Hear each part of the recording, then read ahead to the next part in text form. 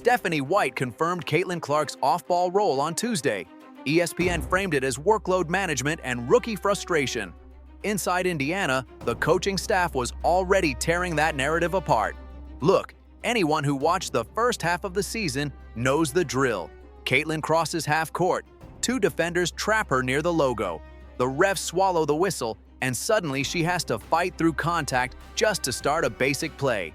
The national media watched those sequences and decided she was struggling to adapt. Sue Bird went on a podcast and talked about role usage. AP and ESPN echoed it as veteran wisdom. They painted a picture of a frustrated rookie who needed the basketball every single second just to survive the WNBA pressure.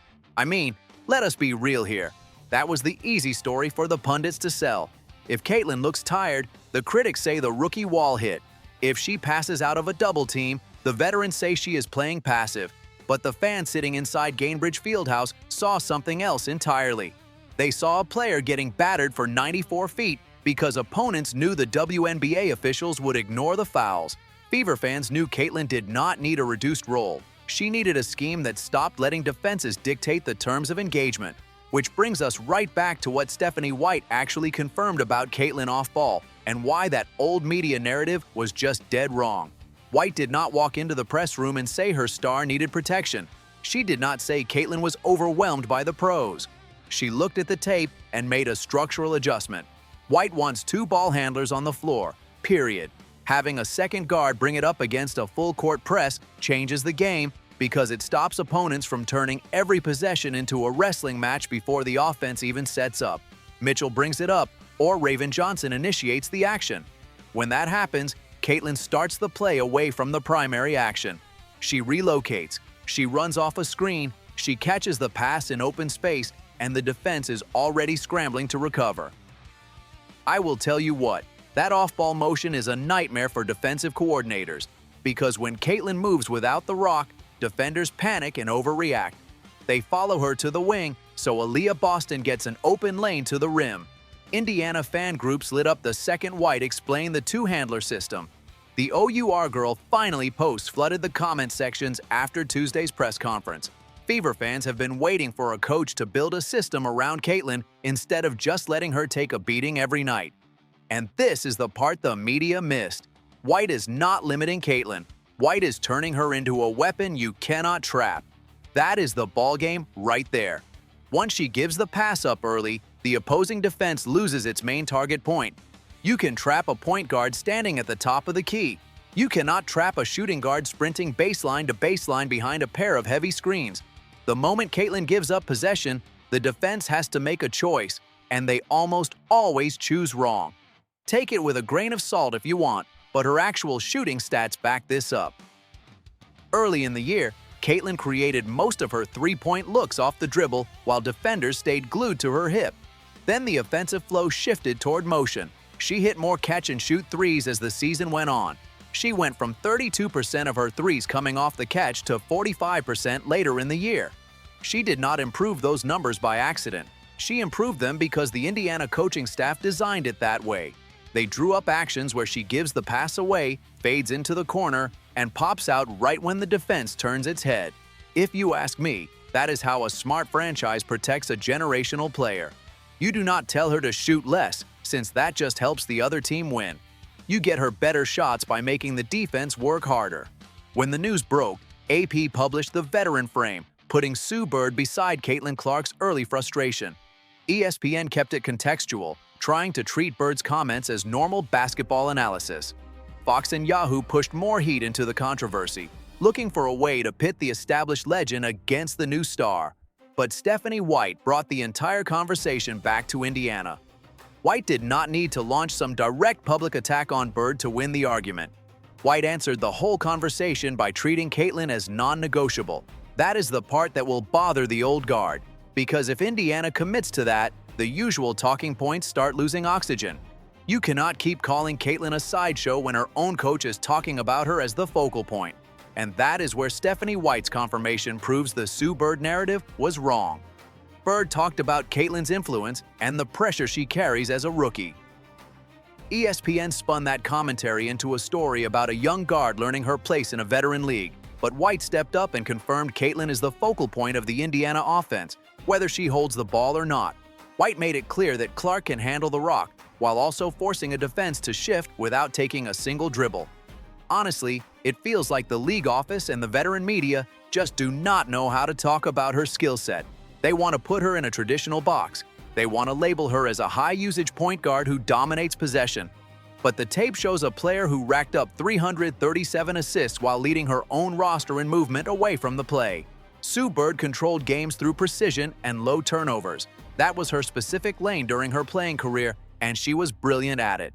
But Caitlin's rookie profile stretches in a different direction. While Bird owned the ball, Clark showed she could own the empty space around the ball just as effectively. You can run offense through Caitlin without always running it directly from her hands. That is a massive distinction that casual viewers miss, but opposing defensive coordinators notice immediately. Fever fans recognize the unwritten contract happening on the court right now. Indiana is not building an offense to hide Caitlin from tough matchups. They are building an offense to punish teams that try to bully her with cheap shots. When opponents pick her up 94 feet, Kelsey Mitchell runs the point. But when teams try to face guard her in the half court, Indiana responds by running staggered screens until the defender's legs give out. This is basic basketball geometry.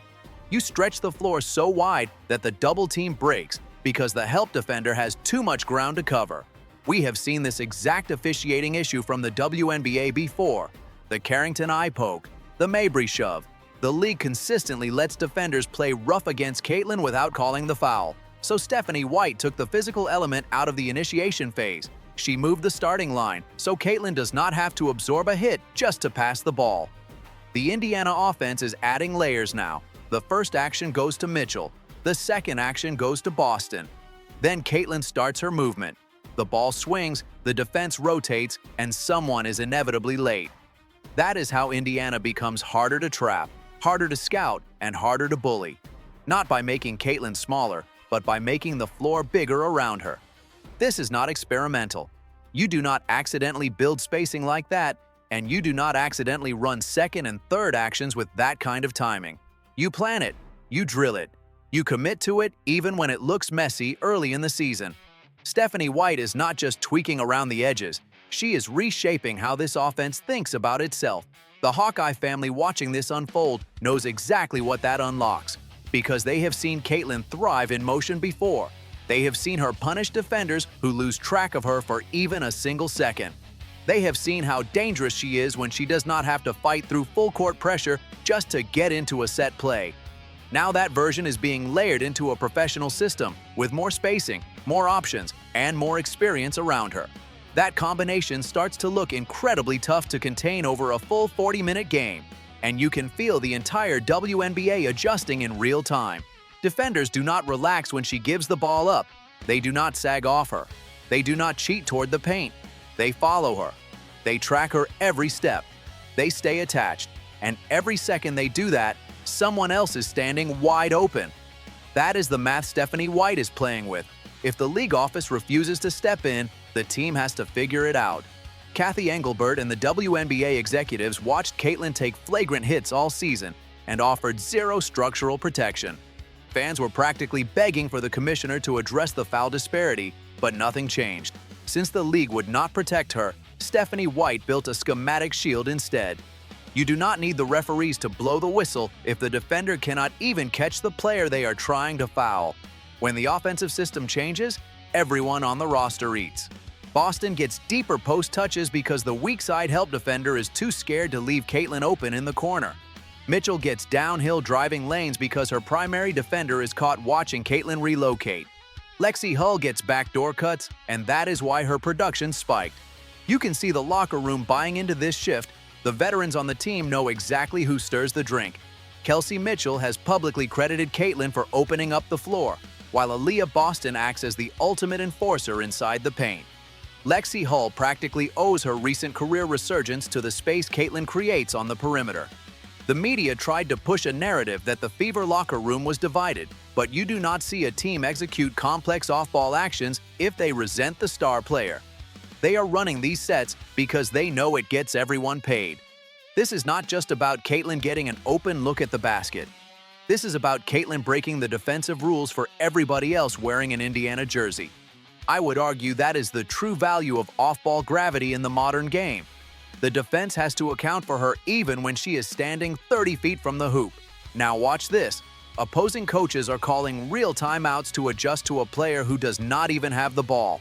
Tell me I am wrong. You see it happen every game now. A defender shades too high above the arc. A rotation arrives a second late. Boston slips a screen, and suddenly it is an easy layup for Indiana. That sequence does not show up as an assist in Caitlin's box score, but she created those points just by standing in the right spot.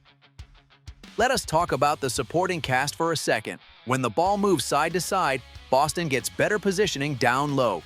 Mitchell gets more rhythm driving to the basket. Lexi Hull gets to hit the corner shot. Sophie Cunningham gets to bring her usual edge without letting the referees turn it into a technical foul circus. That is the ripple effect White was pointing toward. It is not some abstract basketball theory. It is already happening in pieces every single night, and the more it shows up, the harder it gets to push that old media narrative. The numbers do not support the idea that she is one-dimensional. The game film does not support it. The coaching approach does not support it.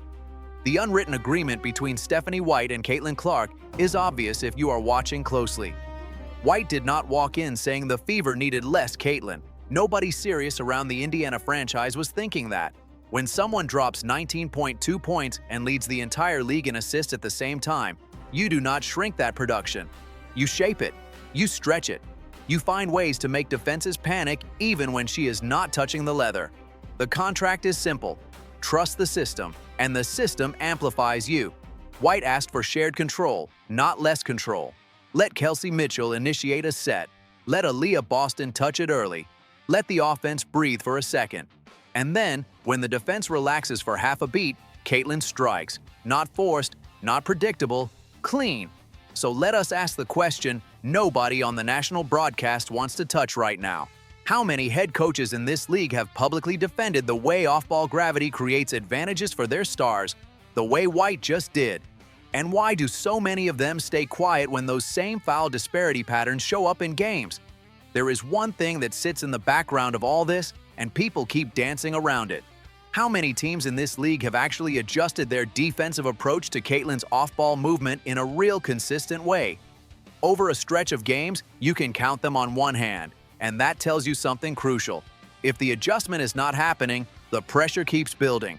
And that leads to the bigger question that keeps popping up in group chats and post-game talk.